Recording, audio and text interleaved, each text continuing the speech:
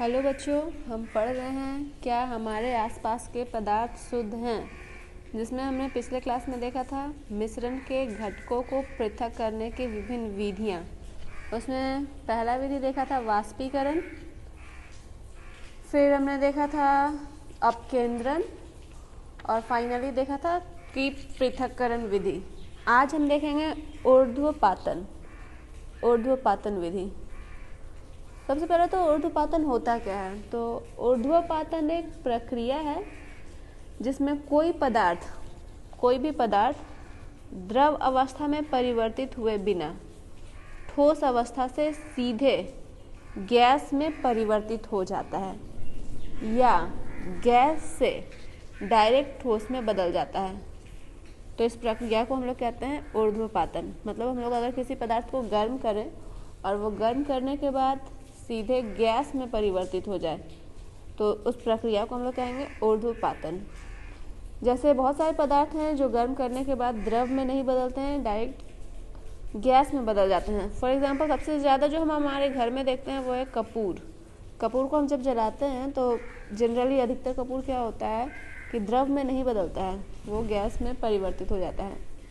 इसके कुछ और भी उदाहरण हैं, जैसे अमोनियम क्लोराइड, नैफ्थलीन, एंथ्रासीन। ये सारे पदार्थ ऐसे पदार्थ हैं जो ऊर्ध्वपातित होते हैं अर्थात ठोस अवस्था से डायरेक्टली गैसियस अवस्था में बदलते हैं।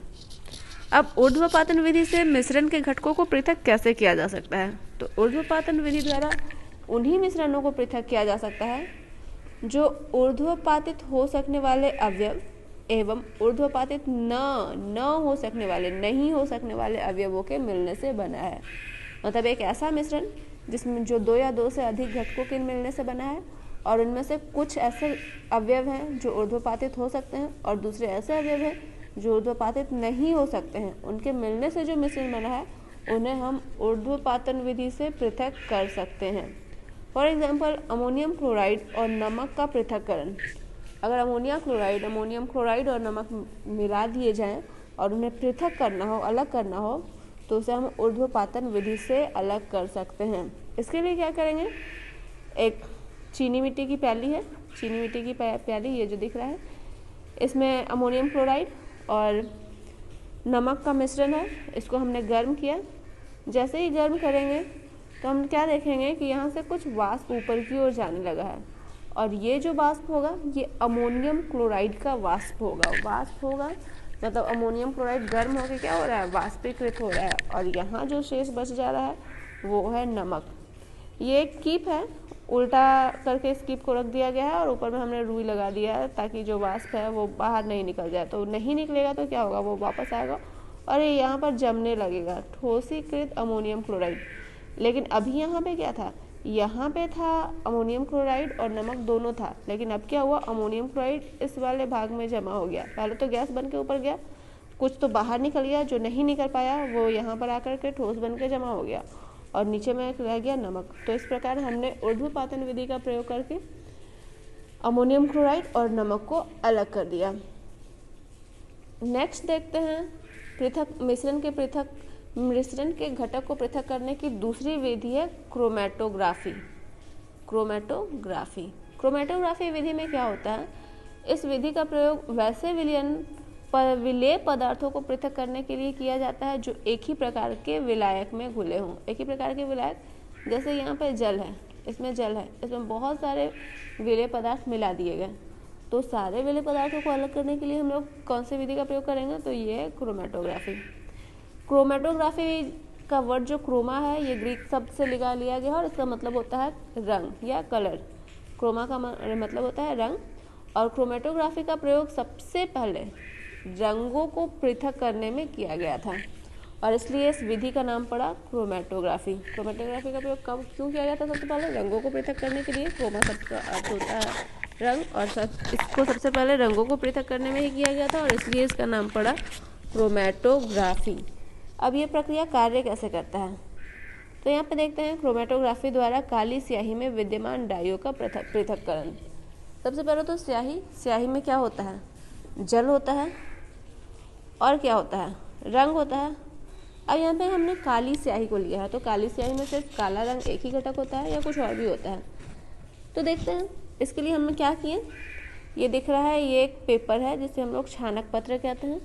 यहाँ पे पेंसिल का निशान बना दिए, पेंसिल से ये रेखा खींच दिए, ये वाला, और ये जो गोल सा निशान दिख रहा है ये स्याही है। यहाँ पे हमने एक बूंद स्याही डाला, और ये स्याही कैसा डाला, पानी में घुला हुआ था स्याही, यहाँ पे एक बूंद डाला और इसको छोड़ दिया, सूखने के लिए छोड़ दिया।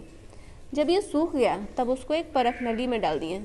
ये एक परख नली है, टेस्ट ट्यूब है, कांच का है, इसमें डाल दिए। और ये जो नीचे वाला भाग दिख रहा है ये है जल। अब क्या होता है, ये जो कागज़ था, जो छानक पत्र था, ये धीरे धीरे पानी को अवशोषित करने लगता है, और पानी जो है इसमें अवशोषित होने के साथ ऊपर चढ़ने लगता है, धीरे धीरे वाष्पीकृत होने लगता है। तो जैसे ही पानी वाष्पीकृत होकर ऊपर जाता है छानक पत्र में, वैसे ही इसका जो ये स्याही था ये भी जल के साथ घुल करके ऊपर जाने लगता है।